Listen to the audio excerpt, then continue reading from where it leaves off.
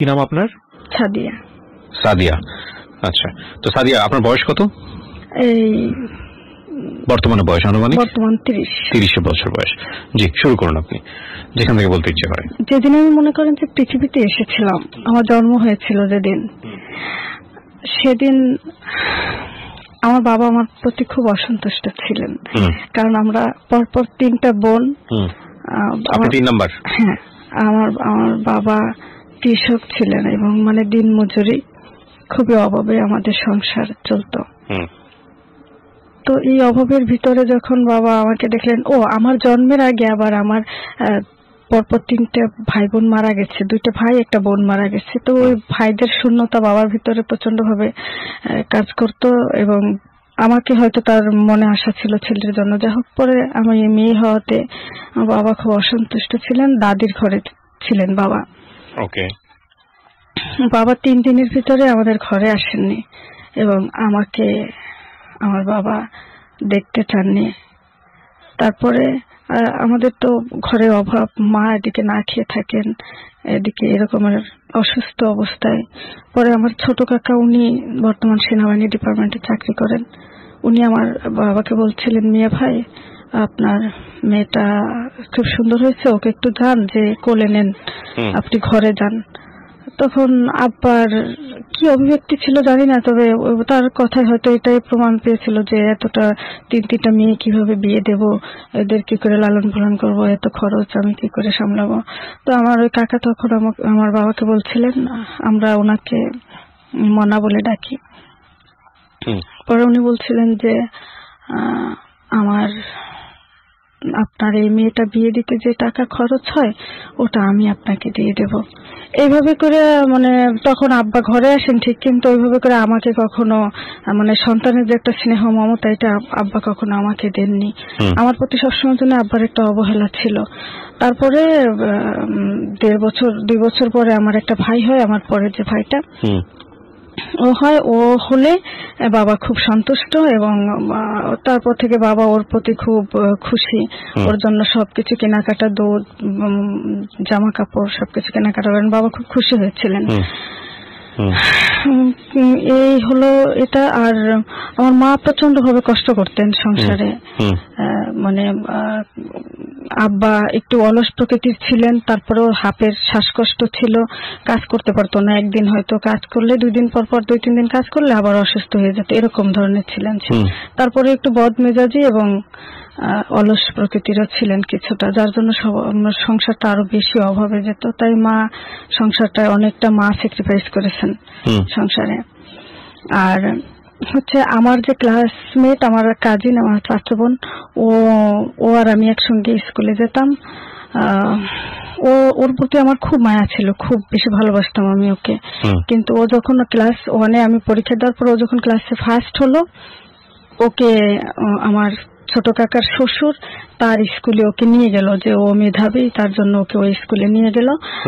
আর আমি যে স্কুলে ছিলাম ওই স্কুলে আমি থাকলাম এবং ওকে একটা স্বর্ণের নাকফুল বানিয়ে দিয়েছিল, ক্লাসে ফার্স্ট হলো তাই। তারপরে আমার কাকা ওর জন্য খাতা কলম এগুলো দিল, বললো যে ও ফার্স্ট হয়েছে তাই ওকে দিয়েছি, আর তুমি হতে পারো না তাই তোমাকে দেব না। আমি আসলে অঙ্কে প্রচন্ড কাঁচা ছিলাম আর আমাকে পড়ায় দেওয়ার কেউ ছিল না। আমার বাবা মা দুজনই ছিলেন নিরক্ষর, বড় বোন দুজনের বিয়ে হয়ে গেছিল, আমাকে পড়িয়ে দেওয়ার কেউ ছিল না, যার জন্য একা একা পড়া, আমার রেজাল্ট খারাপ হয়ে যেত। আর আমার ওই চাচাতো বোনটার ওর মা ওকে পড়াতো, তারপর ওদের লজিং রাখা ছিল মাস্টার এবং ওর প্রাইভেট ছিল, যার জন্য ও সবসময়ের জন্য অ্যাক্টিভ ছিল পড়াশোনায়।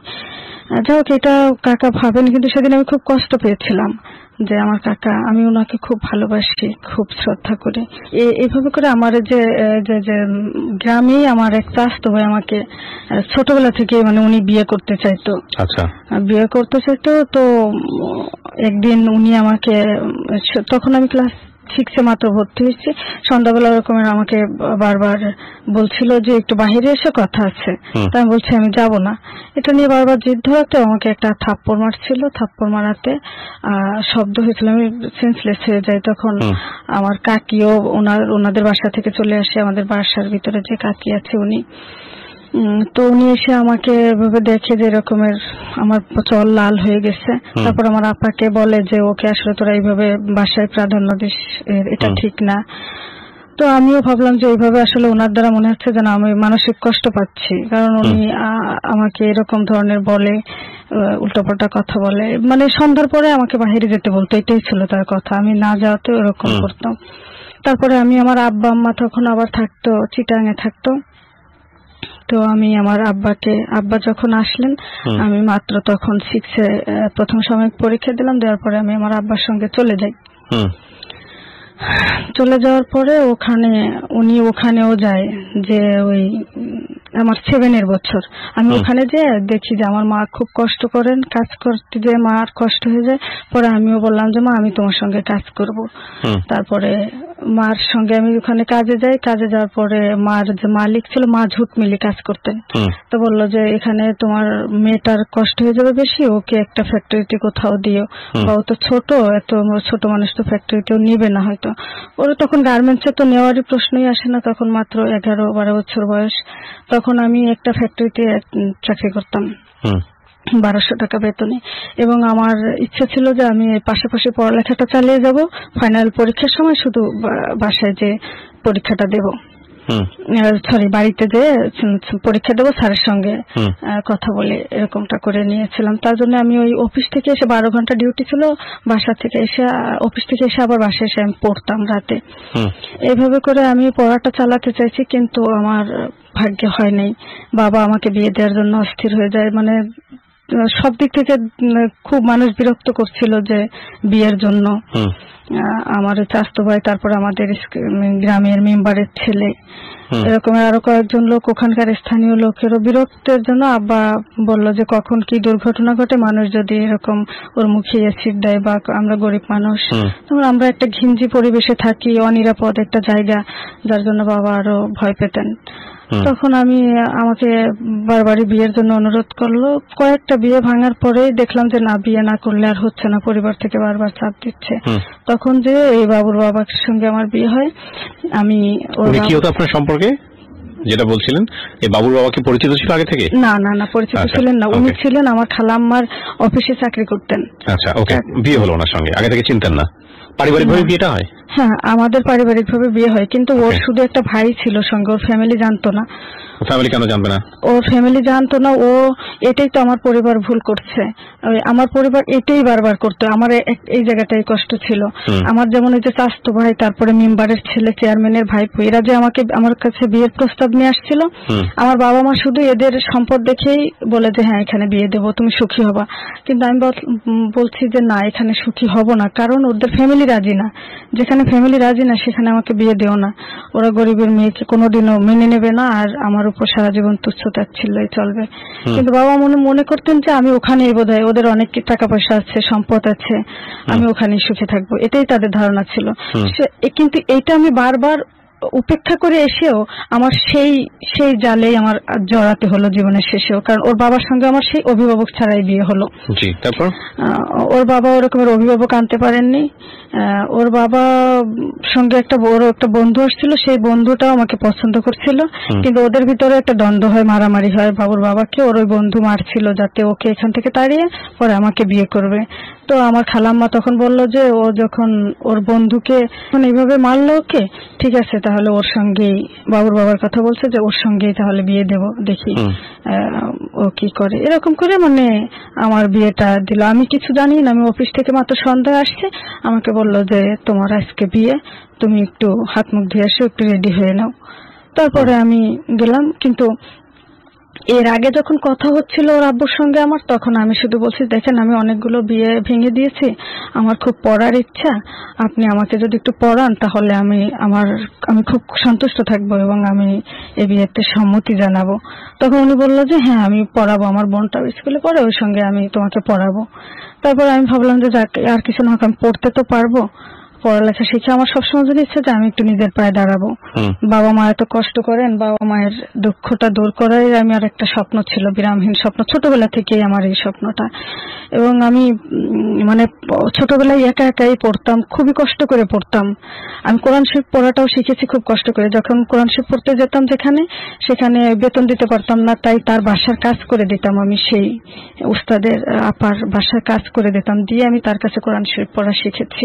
এবং আমি ছোটবেলা থেকে নামাজ পড়ি। আমি যখন 4th শ্রেণীর ছাত্রী তখন থেকে আমি 5 ওয়াক্ত নামাজ পড়ি এবং কোরআন তেলাওয়াত করি।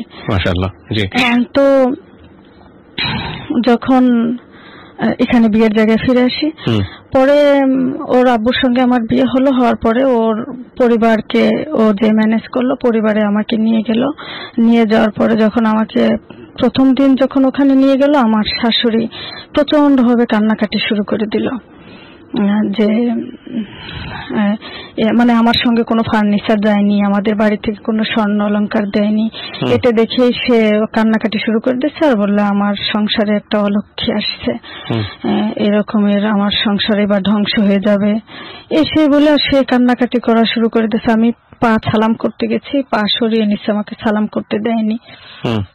তারপর থেকেই মানে আমি কখনোই তাকে এত বেশি প্রতিদান দিয়েছি যে যত আঘাত দিয়েছে আমি তাকে তত বেশি ভালোবাসতে চেষ্টা করেছি, যে না আমি তো গরিবের মেয়ে, সবাই ওদেরকে ভালোবেসে ওদের মনটা জয় করে নেই। এভাবে আমি সবাইকে চেষ্টা করেছি সবার জন্য। তো আমার শুধুমাত্র ননদটা আমাকে কখনো কষ্ট দেয়নি, ও খুব ভালোবেসেছে আমাকে। আর তাছাড়া প্রত্যেকের কাছ থেকে আমি অবহেলা পেয়েছি, প্রচন্ড ভাবে অবহেলা পেয়েছি। একদিন আমার শাশুড়ি অসুস্থ অবস্থায় ঘরে কান্না করছে। আমি তখন মাঝরাতে আমি উঠে আসছি ঘুম থেকে, ঘরে উঠে এসে ওদের বিল্ডিং ঘর, এক রুম থেকে অন্য রুমে, গ্রামের বাড়ি। আমি আমার শাশুড়ির রুমে এসে দরজা নক করছি, বলছে আম্মা আপনার কি হয়েছে? বলতেছে আমার হাত পা কামড়াচ্ছে, শরীর ভালো লাগছে না। আমি বলছি দরজাটা খুলেন, আমি আপনাকে মেসেজ করে দিয়ে যাচ্ছি, দেব। পরে দরজা খুলে দিল আমার শ্বশুর, উনি বারান্দায় এসে শুলো। আমি আমার শাশুড়িকে হাত পা মেসেজ করে দিতে দিতে উনি যখন ঘুমিয়ে গেলেন, তারপরে আমি আবার আমার বেডে যে আমার রুমে যেয়ে শুয়েছি। আমি সবসময়ের জন্য আমার চেষ্টা থেকে প্রাণপণ চেষ্টা করেছি যে একটু ওদের জন্য একটু ভালোবাসা পাই, একটু যেন ওদের ভালোবাসা পাই। কিন্তু কখনোই আমার শাশুড়ির মন থেকে সেই ভালোবাসাটা আমি পাইনি। ওর বাবা কিছুদিন মাত্র একটু ভালো ছিল। আমার ছেলেটা যখন 6 মাস আমার কনসেপ্ট করলাম আমি, তখন থেকে ওর বাবাও আমার উপর একটা অমানবিক টর্চার শুরু করে। ওই অবস্থায় আমাকে, প্রেগনেন্ট অবস্থায় আমাকে শারীরিক প্রহার করতো, প্রচন্ড ভাবে শারীরিক প্রহার। কেন হতো এগুলো? মানে আপনার কারণেই হুট করে হাতে উঠছে না, কি হতো আপনাদের সংসারে? আমাদের আসলে ওর আমার প্রতি যেটা অসন্তুষ্ট প্রথম ছিল, ওর আশা ছিল আমার বাবারা মেলানি তারিখে একটা আংটি দিবে, কিন্তু এটা আমার বাবা মার দেওয়ার সামর্থ্য হয়নি। কারণ আমার বিয়েটাই মাত্র 5,000 টাকা খরচ হয়েছিল। সেই 5,000 টাকায় আমার আব্বা একটু মাটান জমি ছিল, সেই জমিটা বন্ধক রেখে আমাকে ওই 5,000 টাকা খরচ করে বিয়ে দিয়েছিলেন। আমার বাবা একেবারেই অর্থহীন একজন মানুষ, তার সামর্থ্য সম্ভব হয়নি একটা আংটি দেওয়ার, যার জন্য ওইখান থেকে ওর একটু মন মলিন ছিল। কিন্তু কেন যে এরকম করতো, ও একদিন মানে এরকমের করার জন্য আমাদের বাড়িতে পারিবারিক ভাবে সালিশ হয়েছিল আমার কাকাদেরকে নিয়ে, ওদের অভিভাবকদের নিয়ে, যে কেন তোমাদের মাঝে এরকম হয়, কেন ওকে মারধর করো, ও কি কোন রকম তোমাকে কোনো ডিস্টার্ব করে, কোনো তোমাকে বকাবাজি করে, বা এমন কোনো অপ্রীতিকর কোনো ঘটনা কি ও ঘটছে যেটা তোমার দৃষ্টিভঙ্গিতে খারাপ লেগেছে? তখন ও বলে, ও একটা কথাই বলছে যে কেন যে আমার রাগ হয় আমি জানি না, আমি ওকে কেন মারি জানি না, মারি তখন ওকে ওর রক্ত না দেখলে ভালো লাগে না, না মারতে পারলে, কিন্তু পরে আমার মায়া হয়। যখন আমি ওর থেকে আড়াল হয়ে যাই, দূরে যাই, তখনই আমার ওর জন্য মায়া হয়। এটা ওর একটা গ্রামীণ ব্যাংকের একটা ম্যানেজার ছিল, ওর বন্ধু, ওকে ওই সেম কথাটাই বলেছিল যে ভাই আমি ওকে জানি না আমি কেন ওকে এত অত্যাচার করি, কিন্তু ওই সময় আমার মাথা ঠিক থাকে না, মনে হয় যেন ওকে মেরে ফেললেই শান্তি পাই। পরে আমার খুব খারাপ লাগে, আমার এটা কি করলে ঠিক হবে আমি জানি না। এটা ও আমার পরিবারের কাছেও স্বীকার করছে এবং ওর বন্ধুর সঙ্গে ওইটা ও স্বীকার করছে। তো এইভাবে করে আমাকে মানে খুবই, আমি অন্তত একটু দুইটা মারির ঘটনা আমি বলি। যে একদিন আমার এরকম ভাবে ও ওর বন্ধুর বিয়ে, ওর বন্ধুর বোনের সঙ্গে ওর বিয়ের কথা ছিল, সেই জায়গায় বিয়েটা হয়নি। না হলে ওই মেয়েটারও অন্য জায়গায় বিয়ে হচ্ছে, ও তো আমাকে বিয়ে করছে, কিন্তু ওর বন্ধুর বিয়ের দিন ওই মেয়েটার সঙ্গে ও একটু কথোপকথনের মধ্যে ওদের ভিতরে একটু ঘনিষ্ঠতা ভাব, একটু বাহ্যিক ভাবে মানুষ, আমি শুধু ব্যক্তি আমি না, আমার তো হাজবেন্ড, হয়তো আমার কাছে একটু খারাপ লাগবে তা না, মানুষের চোখেও এটা পড়ে গেছিল। মানে ওদের চালচলন, দৃষ্টিভঙ্গি এতটা একটু ডিপলি পৌঁছে যাচ্ছিল যেটা অন্যদের চোখেও পড়েছিল। কারণ ওদের বাড়ি দুইটা ভাবি আসছিল, ওর দুইটা খালাতো ভাবি, তারাও আমাকে বলছে যে আপনি এত ধৈর্যশীল কিভাবে হন, আপনি এটা কিভাবে মেনে নিচ্ছেন, জানি না, আমরা হলে তো কখনোই পারতাম না মেনে নিতে। সেই ঘটনাটা হচ্ছে যে ওই ওদের মানে চালচলনে একটা বাড়ির ভিতরে তো যখন তারা চলাফেরা করে ওরকম ভাবে ওদের কথা বলা, চলা চলতে সবকিছুতেই ছিল। তারপরে আমি ওর বিয়ের আগের দিন, ওর বন্ধুর বিয়ের আগের দিন আমরা যেদিন মার্কেট করতে যাই, সেদিন আমি একটা পাথরের সেট পছন্দ করছিলাম, নেকলেস, গলায় দেওয়ার হার, যেটার মূল্য ছিল 250 টাকা। তো আমি বললাম যে থাক, এই 250 টাকার জিনিস, এটা দাম বেশি, এটা নিতে হবে না, তুমি আমাকে 10 টাকা দিয়ে একটা সিটি গোল্ডের চেন কিনে দাও, তাতেই হবে। পরে বললো আচ্ছা ঠিক আছে এটা নাও। পরেও আমাকে একটা চেন কিনে দিল 10 টাকা দিয়ে, একটা ছোট্ট টপ কানের দুল আর 3 পিস নিয়ে গেলাম। এটাই আমি মার্কেট করেছিলাম। পরে ওই নেকলেসটাই ও বিয়ের দিন সকালে, গায়ে হলুদের দিন সকালে ও মোটরসাইকেলে করে ওদের গেটের সামনে যে যখন হর্ন বাজালো, আমি আর মনে হলো যেন ওই আসছে, ওর হর্ন বাজানো শুনে আমার মনে হলো ও আসছে। পরে দেখি যে ওর বন্ধুর যে বোন, ও চলে যাচ্ছে, আমাকে বলছে আপনি এখানে বসেন আমি যাচ্ছি। তাই বলে ও যে গেট খুলে একটা পার্সেল নিয়ে আসলো ওর হাত থেকে, পার্সেলটা নিয়ে এসে ও ঘরে এসে সানসেটের উপরে রাখছে। তো আমার একটু কনফিউজ লাগলো এবং আমার একটু কৌতূহল জাগলো যে আসলে কি জিনিসটা ওর হাতে দিল, একটু দেখি। পরে ওটা আমি পার্সেলটা খুলে দেখি যে ওর ভিতরে সেই নেকলেসটা। তখন আমার ভীষণ কষ্ট লাগছে যে আমি টাকার জন্যই ওকে বললাম যে এটা বেশি টাকা আমাকে দিতে হবে না, আর আমার পছন্দের জিনিসটা এখন ওকে কিনে দিল। তারপরও আমি কোনো কিছুই মনে করতেছি না, খুব স্বাভাবিক ভাবে বেড়াচ্ছি, যাতে ও তো খুব রাগী মানুষ, যে কোনো মুহূর্তে রেগে গেলে, আমার মুখ কালো দেখলে রেগে গেলে আবার মানুষজনের ভিতরে মারধর শুরু করবে, ওর তো এই আচরণের অভ্যাস আছে। তার জন্য আমি খুব স্বাভাবিক থাকতেছি, যত কষ্ট হচ্ছে সবগুলো ভিতরে আমি চেপে রাখছি। এরকম করতে করতে আমরা রাত 3টা পর্যন্ত বাসর ঘর সাজিয়েছি। সাজানোর পরে ওই বাসর ঘরের ভিতরেই আমি আর ওর বন্ধুর বোন আমরা ঘুমিয়েছি, আর ওরা 2 বন্ধু অন্য রুমে ঘুমিয়েছে। পরে আমি শেষ রাতের দিকে উঠে দেখি যে ওই আপাকে দেখছি না, কি ব্যাপার, কোথায় গেল? আজান হয় প্রায় আসে করে আসে না। তারপর আজান হলো, আজানের কিছুক্ষণ পরে উনি আসলো। সকালবেলা আমি ঘুম থেকে উঠে দেখি যে ওর হাতের আংটিটা বাবুর বাবার হাতে। তো তখন আমি বললাম রাত 3টা বাজে, আমরা একসঙ্গে শুইলাম, তখনও ওর আংটিটা ওর হাতেই ছিল। সকালবেলা দেখলাম বাবুর আব্বুর হাতে আংটিটা। তারপরে আমি সেটা নিয়েও আমি কিচ্ছু বলিনি, একটু মন খারাপ ওর সামনে করলাম, আমি অগোচরে কাঁদছি এটা সত্য, কিন্তু কাউকে বুঝতে দেইনি। তারপরে আমি বরযাত্রী গেলাম। বরযাত্রী যাওয়ার পরে বাবু খুব কান্না করতেছে ওর বাবার কাছে যাওয়ার জন্য। তো আমি এবার ওর বন্ধুর যে খালাতো ভাই চঞ্চল ছোট্ট ছেলেটা, ওকে বলছি ভাই তুমি একটু তোমার ভাইয়ের কাছে ওকে একটু দিয়ে আসো, আমার ছেলেকে একটু দিয়ে এসো, কান্না করতেছে। পরে ওকে দিয়ে আসলো। আমি এবার যেখানে বউ সাজাচ্ছে, বউয়ের রুমে শুধু মহিলারা সেখানে গিয়েছে যে বউ সাজানো দেখছি। এর ভিতরে ওখানে এসে আমাকে ওই লোকজনের ভিতরে একটা থাপ্পড় দিল। তো ওর বন্ধু যে বর, যার বিয়ে, সে ওই হাতটা ধরে ফেলছে, ধরে বলছে প্লিজ তুই আমার মান সম্মানটা নষ্ট করিস না, এখানে এসে ওই রকমের পরিস্থিতির সম্মুখীন করিস না আমাকে, আমার তো একটা মান সম্মান আছে। তখন ওই রাগারাগি করে বেরিয়ে যায়। তখন আমার মনে হলো যেন যে না, আসলে আর নিতে পারছি না, এতগুলো মানুষের ভিতরে আমাকে এইভাবে অপমান করলো, আমার মরে যাওয়া উচিত, আর নতুবা চিরতরে ওর কাছ থেকে যাওয়া উচিত। তখন ভাবলাম যে কোথায় যাব, বাবা মায়ের কাছে। বাবা মার কাছে যখন যাই তখন তাদের কষ্ট দেখে তাদের কাছে বোঝা হতে ইচ্ছা করে না, আবার তো ফির চলে আসি। এরকমই অগণিত আমাদের হয়েছে, চলে যাই যে আর আসবো না এরকম ভাবি, পরে আবার ফিরে আসি এরকম। হ্যাঁ, পরে ওরকম করে আমি পরে ওর মায়ায় পড়ে চলে আসতাম। এরকম করে কয়েকবারই আসছে। তো ভাবলাম যে না, এবার তাহলে মরে যাব, আত্মহত্যা করব, আর কাউকে বিরক্ত করব না। কিন্তু ওই ছেলেটার দিকে যেই তাকাতাম সেই আবার আত্মহত্যার কথাও ভুলে যেতাম। পরে আমার ভাইটা তখন আমার কাছে ছিল, আমার পরে যে ভাইটা ওকে বললাম যে এবার চলে গেলে আর আসবো না, তুই যেভাবেই হোক গোপনে একটু মাকে ফোন দে, মা আসুক। ও না, এ সময়ও আমি বলি নাই যে মা আসুক, শুধু ওর সঙ্গে কান্না করছি আর বলছি যে দেখ এরকম আমাকে লোকজনের ভিতর মারলো। পরে বলছে আচ্ছা যা, এবার আমরা যেতে পারলে আর তোমাকে আর আসতে দেব না। পরে আমরা আসছি ওখান থেকে। আসার পরে রাতে আমি ওর আব্বুকে বলছি যে দেখো আমি তো তোমাকে ছাড়া অসহায়, আমার শুধু একটাই অনুরোধ, তুমি যদি আমাকে পছন্দ না হয় তুমি আমাকে স্বেচ্ছায় বলে দাও, আমি হাসি মুখে চলে যাই, তাও আমাকে এত কষ্ট দিও না। ওর আংটিটা তুমি কখন নিয়েছো হাতে? ওই আংটিটা কখন নিয়েছে এটা জানতে চাইলাম কেন, ও তখনই আমাকে ওই বিয়ে বাড়ির রাতে ঘুমানোর সময়, রাতে আমরা এক আলাদা রুমে ঘুমিয়েছি, সে রুমে ও আমাকে গলা চিপে ধরলো, ওর হাতের নখগুলো একদম আমার গলায় বসে গেছে। প্রায় সময় এরকম গলা চিপে ধরতো, এই নখগুলো বসে যেত ভিতরে। তারপরে আমি ভাবলাম যে খুব বেশি মারবে, আমি আর কিচ্ছু বলি নাই, চুপ করে আছি, কান্না করছে। তারপর সকাল হলেই আমি বাসায় চলে গেছি। ওর বন্ধুর মাকে বলছে আম্মা আমার শরীর ভালো লাগছে না আর আমার মানসিক অবস্থা খুবই খারাপ, আমি চলে যাই, আর নিতে পারছি না আমি এখানে থেকে। পরে আমি চলে গেছি বাসায় যাওয়ার পর ও বাসায় গেছে।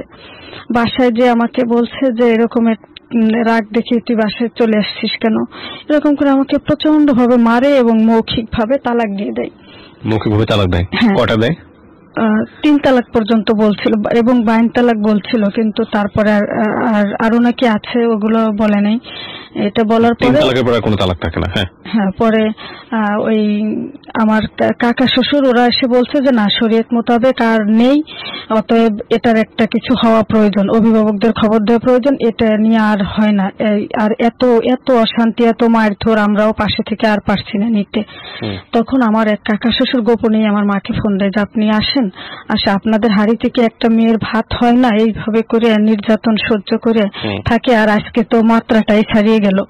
তখন আমার মা, আমার বোন আর আমার ভাগ্নি জামাই, এরা 3 জন চলে গেল আমার শ্বশুর বাড়িতে। যাওয়ার পরে আমাকে ওখান থেকে নিয়ে আসে, এবার আসতে দিবে না, মোটরসাইকেল নিয়ে গাড়ি নিয়ে আটকায়। ওখানে তো ও একটু ক্ষমতাধারী, ওই বাজারের ভিতরে সব থেকে ওর বড় দোকান, ব্যবসায়িক। পরে গাড়ি আটকায় ফেলে, সামনের থেকে সব মোটরসাইকেল দিয়ে গাড়ি আটকায় ফেলে, আমাকে আসতে দেবে না।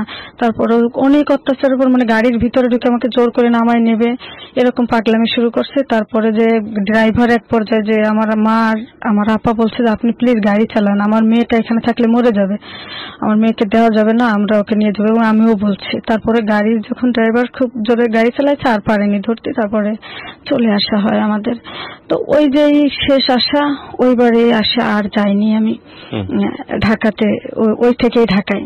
পরে ও কি করলো, আমার খালাম্মার সঙ্গে পরামর্শ করলো যে আমি ঢাকাতেই চলে আসতেছি, আমার ওখানকার দোকান বিক্রি করে, গাড়ি বিক্রি করে আমি সবকিছু নিয়ে ঢাকাতেই দোকান নেবো, ঢাকায় ব্যবসা করব। পরে ওখানে ও সবকিছু বিক্রি করে ও টাকা ব্যাংকে রাখলো এবং অল্প টাকা দিয়ে ঢাকায় ছোট করে দোকান নিল। দোকান নিয়ে এখানে ব্যবসা করলো, আমাকেও বোঝালো, আমার খালাম্মা বোঝালো যে যেহেতু ঢাকায় চলে আসতেছে আমার কাছেই থাকবে, এখনো ভালো হতে পারে, তাহলে তুমি এবার আসো, শেষবার আরো একবার একটু সুযোগ দাও, দেখো কি করে। পরে আমি আসলে চলে আসলাম, কিন্তু ওইবার আমার ভাই মোটে রাজি ছিল না। ওই যে বিয়ে বাড়িতে আমাকে মারলো, অপমান বোধ করছে, ও বলছে যে ও আর জীবনে মানুষ হবে না, তুই যাস না। এই কথা বলাতে আমি আমার ভাইকে না বলেই, আমি আব্বাকে ভাইকে না বলে, শুধু আমার মা জানতো, আমি চুরি করে আবার ওর কাছে চলে আসি। আসার পরে ওই ভাই আমাকে ফোন দিয়েছিল, ওর একটা ফাইল, কাগজপত্রের একটা ফাইল খুঁজে পাচ্ছিল না, আমাকে ফোন দিয়ে জিজ্ঞেস করবে যে এটা কোথায় রেখেছো।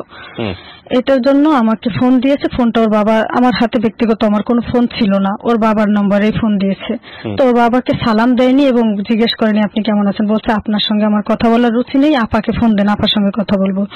এই কথা কেন আমার ভাই বলল, তার জন্য আমাকে মানে এলোপাথারি ভাবে খুব মারলো, মারধর করলো, করে গলা চেপে ধরলো, এখান থেকে রক্ত বেরিয়ে গেল। তারপরে আমি বসে পড়লাম দেয়ালের পাশে, এবার ও পায়ের গুড়ুলি দিয়ে আমার ঠোঁটের উপরে লাথি মারলো। আমার এই যে দাঁত নিচের দাঁতটা ঠোঁটের ভিতরে ঢুকে ঠোঁট কেটে, শীতকাল তখন একদম পুরো বুকের ওড়না ভিজে গেছে ব্লাডে, প্রচন্ড ব্লাড ছুটছে, এবং তার ভিতরেও আমাকে মারতেছে। তখন পাশের রুমের ভাড়াটিয়ে হিন্দু আন্টি, ওই আন্টিটা খুব ভালো ছিল। ওই আন্টিটা বলছে, তুমি কি মেয়েটাকে মেরে ফেলবা? সিসি কোন ধরনের আচরণ বলে এটাকে। উনি তাড়াতাড়ি ওখান থেকে ধরে ওনার রুমে নিয়ে গেছে।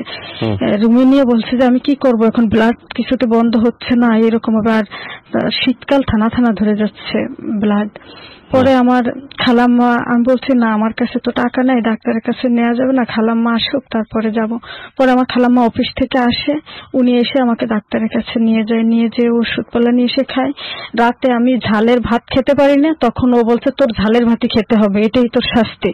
তোর ভাই আমাকে এরকমের অপমান করে কেন কথা বললো, জানে না যে তুই আমার কাছে আসিস, বিশ্রী ভাবে বলতো। সবসময়ের জন্য ওর ব্যবহার এত অকথ্য ছিল, অশ্রাব্য ভাষায় কথা বলে, খুবই নোংরা ব্যবহার, যেটা মুখে এনে বলার মতো না। আর ওই আচরণ তো ওই রকমের নগণ্য আচরণ। এইভাবে করে আসলে মারার পরেই মানে আমি রক্তাক্ত হয়ে যেতাম মারধরের জন্য। তারপরে এক পর্যায়ে যে আমি একদিন বাধ্য হলাম যে না, আমার আর সম্ভব না। ইতিমধ্যে ঢাকায় ও বাড়ি কিনেছে, ব্যবসার প্রতিষ্ঠান আরো বড় করেছে।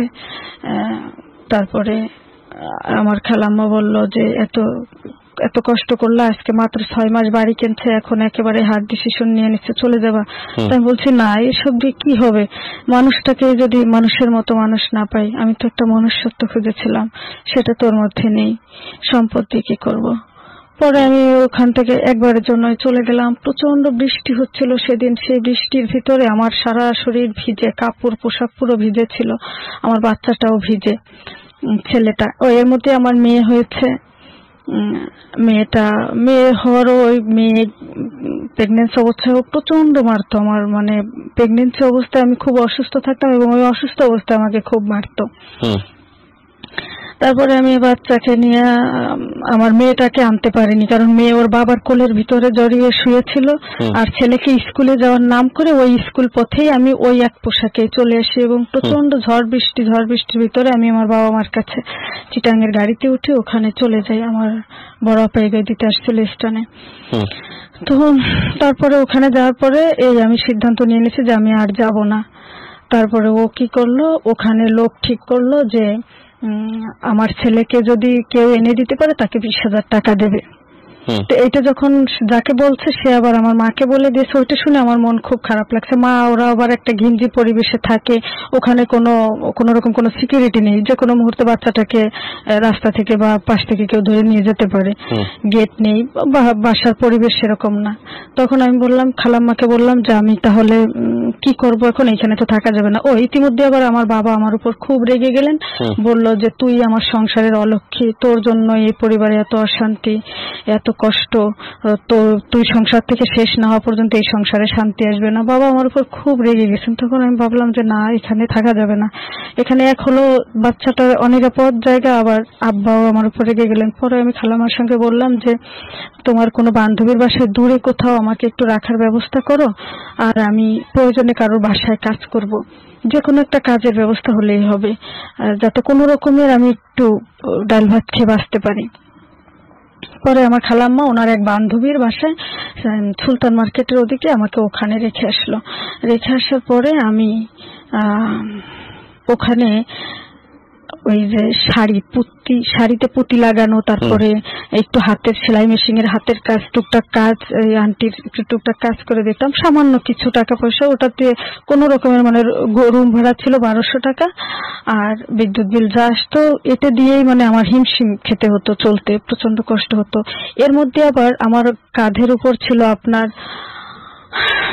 1,40,000 টাকার ঋণ। যখন ওই ঢাকার বাড়িটা কিনেছে তখন আমার রিলেটিভদের কাছ থেকে টাকা এনে দেওয়া হয়েছিল, কিন্তু সেই টাকাও পুরো টাকা শোধ করেনি, ওই টাকাও আর দিতে পারবে না বলছে। তারপরে আমি ওর কি করলাম, ওই টাকাও শোধ করতে গিয়ে আমার খুব কষ্ট হচ্ছে, টাকাওয়ালারা চাপ দিচ্ছেন যে টাকা কিভাবে দেব। পরে আমি চাকরি খোঁজার জন্য অনেক চেষ্টা করি, কিন্তু চাকরি সম্ভব না। আমার কোনো সার্টিফিকেট ছিল না, আমি তখন পড়ালেখা তো জানতাম না, 80 সার্টিফিকেটও আমার ছিল না। এভাবে করে আমার খুব কষ্টে দিন যায়। আর ও তখন কি করলো, ফোন দিয়ে বলল যে আমি আমাকে ডিভোর্স দিতে হবে, নতুবা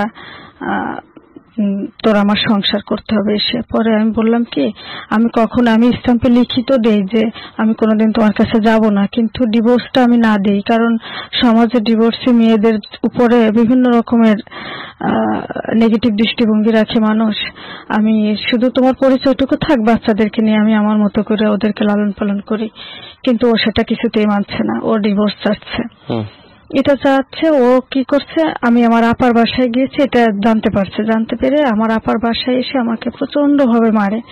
আমার গায়ের জামাটা খন্ড খন্ড করে ছিঁড়ে খালি শরীরের উপরে ও একটা বাটন ছিল, সেটা দিয়ে আমাকে মানে মারতে মারতে একটা ঝাড়ুটাকে ভেঙে ফেলছে, ফিসে ফিসে করে ফেলছে একবারে। আর ওই লাঠিটা দিয়ে লাস্টে মারছে। পরে আমার ছেলেটা অধৈর্য হয়ে দেখে, ও তখন অনেক ছোট, ওর 7 বছর তখন বয়স, হয়তো 7 বছর থেকে একটু কমও হবে। তখন ও কি করছে, আমি দেখছি যে এরকম পিছনে ওর বাবা আমার এরকম গলা চেপে ধরে রাখছে দেয়ালের সঙ্গে, ও পিছন থেকে ওর বাবাকে পিড়ি দিয়ে এরকম মাথায় বাড়ি মারতে যাচ্ছিল ওর বাবাকে। কিন্তু আমি ওর ছেলেকে এরকম লাথি মেরে পা দিয়ে সরিয়ে দিয়েছি, বলেছি যে ওরে আমি হাত দিয়ে ইশারা দিয়েছি যে ও যদি মারে তাহলে নিশ্চিত ওকে একবারে মেরে ফেলবে, কারণ অনেকবার ও কান্না করতো আমাকে যখন মারতো, তখন ওর বাবা ওকে মারতো, যার জন্য ও একটা সময় যে আর কান্না করতো না আমাকে মারার সময়। তারপরে ও আর মারেনি। তো ওদিন চলে যাওয়ার পরে যখন আমার খালাম্মা আপা অফিস থেকে এসে দেখছে যে আমার সমস্ত শরীরে এরকম মারের আঘাতের দাগ, পায়ের তলায় রক্ত জমে গেছে, শরীরে সব রক্ত জমা, তখন আমি বিছনা থেকে উঠতে পারছি না, গায়ে 103-এ জ্বর এসে গেছে। তখন যে আমার পরিবার পুরো সিদ্ধান্ত নিল যে না, ওকে ডিভোর্স দেওয়া ছাড়া আর কোনো উপায় নেই। তখন 2015 সালে আমাদের ডিভোর্স হয়। ডিভোর্সের পরেই ওই মেয়েটাকে আমি আমার কাছে নিয়ে আসি। আপনি আর বিয়ে করেননি কেন? বিয়ে করিনি আসলে, সবসময় জন্য এই 2টা সন্তান এবং আমার ভাই বোন পরিবারকে নিয়ে বেশি ভাবছি। যেমন আমার 2020 সালে মা মারা গেছে। আপনার স্বামী বিয়ে করেছেন? হ্যাঁ, উনি তো 6 মাস পরেই বিয়ে করেছেন। ওই সংসার আছে এখনো না চলে গেছে? ওই সংসার দ্বিতীয় ওয়াইফ চলে গেছেন, পরে আবার যে আসছেন তার সঙ্গে আছেন এখন বর্তমান। তৃতীয় স্ত্রী। হ্যাঁ। তো এই যে আমার ছোট 3টা ভাই বোন, ওদেরকে আমি নিজ দায়িত্বে বিয়ে দিয়েছি। তারপরে বাবা অসুস্থ, এখন সে বাবাকে আমি লালন পালন করছি, সেবা যত্ন করছি। বাবা এখন আমার তত্ত্বাবধানে আছেন, আমার লালন পালন নিয়ে আছেন। আর মা মারা গেছেন, মাও আমার হাতের উপরেই মারা গেছেন 2020 সালে অসুস্থ অবস্থায়। আমি এই মহাখালী হসপিটালে, গ্যাস্ট্রোলিভার হসপিটালে মাকে 1 মাস 7 দিন পর্যন্ত আমি রেখেছি। তো এতে পরিবারকে নিয়ে আসলে ভাবতে ভাবতে নিজের ভাবনাটা ওইভাবে করে নিজেই একান্ত এইভাবে নিজের শরণাপন্ন হতে পারিনি, ভাবতে পারিনি নিজেকে নিয়ে। আর নিজেকে নিয়ে যদি সত্যি ভাবতেও গিয়েছি কখনো বা কখনো, তখনও ওই ভেবেছি যে আমি আমার চোখে যেটা দেখেছি, কারণ আমি তো অনেক গার্মেন্টসের মেয়েদেরকে নিয়ে আবার আমি থেকেছি। একটা সময় আমি দেখছি যে যখন আমার চাকরি হচ্ছে না, কিন্তু আমি বাসায় বসে কি করতে পারি, কি করে আমার টাকা বেশি আর্ন করা সম্ভব, কিভাবে আমার চলতে হবে, তখন আমি ওই গার্মেন্টসের মেয়েরা চাকরি করতো, ওরা আবার ব্যাচেলার থাকে, ওদেরকে রাখতাম এরকমের। আমার কাছে কয়েকটা মেয়ে থাকতো। তো এরকমের অনেক মেয়েরই ট্র্যাজেডি দেখেছি যে আসলে ওরা যদি পরবর্তীতে আবার সেকেন্ডবার বিয়ে করছে, অধিকাংশ পরিবারেরই দেখছি, অধিকাংশ কি প্রতিটাই, আমি আমার চোখে এখনো একটা মেয়েরও পড়ে নাই যে নিজে বিয়ে করার পরে সেই সন্তানটা মানুষ হয়েছে, এরকম দেখিনি।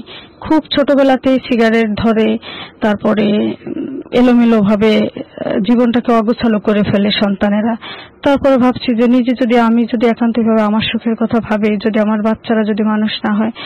আর ওর বাবা তো ওই ধরনের, ওর বাবা তো কিভাবে বাচ্চাদেরকে ভালো একটা জায়গায় পড়াতে হবে এটা বোঝে না, ছেলে মেয়ের সঙ্গে খারাপ ব্যবহার করলে ওরা ওগুলো শিখবে এটা বোঝে না। এই জায়গাটা আমি সবদিন খুব অ্যাক্টিভ রয়েছি বাচ্চাদেরকে, এবং সর্বদা সেই চেষ্টা করেছি পড়াতে। আপনি গল্পটা কেন বললেন আজকে রেডিওতে? আমাকে জাস্ট সংক্ষিপ্ত করে একটু বলেন, মানে কি কারণে আপনার এই গল্পটা বলা? গল্পটা বলতে চাইছি এই কারণেই যে আমি যারা বিচ্ছেদ হয় যেসব মেয়েদের, বিশেষ করে দরিদ্র পরিবারের মেয়েগুলো যাদের বিচ্ছেদ হয়, আমি তাদেরকে একটা মেসেজ দিতে চাই যে আসলে যদি তাদের এরকম বিচ্ছেদের পরে তারা যেন যদি বাচ্চা থাকে তাহলে তারা যেন অন্তত বাচ্চাদের দিকে তাকায়, বাচ্চাদেরকে যেন মানুষের মতো মানুষ করতে চেষ্টা করে। কারণ অনেক পরিবারে আমি দেখেছি যে বাচ্চারা যে কি অসহায় হয়ে যায়, কিছুদিন পরে দেখি যে মায়েরাও বিয়ে করে ফেলে, বাবা তো আগেই করেন, তারপর মায়েরাও দেখি কিছুদিন পরে বিয়ে করে ফেলে, না সব থেকে অসহায় হয়ে যায় বাচ্চারা। এবং প্রতিটা বাচ্চাই মেধাবী হলেও একসময় ঝরে যায়, প্রতিভাকে বিকশিত করতে পারে না। আপনি আপনার বাচ্চাকে সময় দেবেন, তাই তো? হ্যাঁ হ্যাঁ, এটা আমার বাচ্চা ছেলেটা ছায়ানটে চান্স পেয়েছে এবং পড়াশোনায় একাডেমিক শিক্ষা ও মেধা তালিকায় আছেন, মেয়েটাও। আচ্ছা ফাইন, আমি সংক্ষিপ্ত করে একটা কথা বলি, সেটা হচ্ছে দেখেন, ডিভোর্স এটা মানব জীবনের একটা প্রক্রিয়া, হ্যাঁ, এবং ডিভোর্স হয়, ডিভোর্স হওয়াটা অস্বাভাবিক কোনো কিছু না। এটা ধর্মীয় ভাবেও এটার অনুমতি আছে, রাষ্ট্রের জায়গা থেকে তো অবশ্যই অনুমতি আছে। আপনি যদি একটা মানুষের সঙ্গে থাকতে না পারেন, একটা লেভেল পর্যন্ত আপনি স্যাক্রিফাইস করতে পারেন, কিন্তু জীবন খুব মূল্যবান জিনিস। তার মানে এমন না যে সারাটা জীবন আপনাকে ওই স্যাক্রিফাইস করে তার সঙ্গে থাকতে হবে। তাহলে তো সেই বলতে গেলে যে আদি যুগের যে সতীদাহ প্রথা ছিল ওটাই তো ফিরে আসলো, তাই না? বাট তারপরও বলবো যে সহসাই আবার এই বিষয়গুলোকে একসেপ্ট করা উচিত না যে একটু এদিক ওদিক হয়েছে তো সে সংসারে থাকবো না। একটা লেভেল পরে গিয়ে আসলে আর মানা যায় না, সেটা যে কোনো কিছুই হোক না কেন। সন্তানের জন্য যে স্যাক্রিফাইসের কথা আপনি বলছেন, আপনার সন্তান আপনার বাবাকে গায়ে হাত তুলতে গিয়েছিল আপনার কথা অনুযায়ী, তাই না? তাহলে এই সন্তান যদি বড় হয়, আপনাদের যদি এরকম মারামারি দেখে, তাহলে কি করবে? আপনার গায়ে অথবা আপনার বাবার মানে আপনার স্বামীর গায়ে একসময় হাত তুলবে। তো এটার চেয়ে ভালো হয়েছে না বিচ্ছেদ হয়ে যাওয়াটা?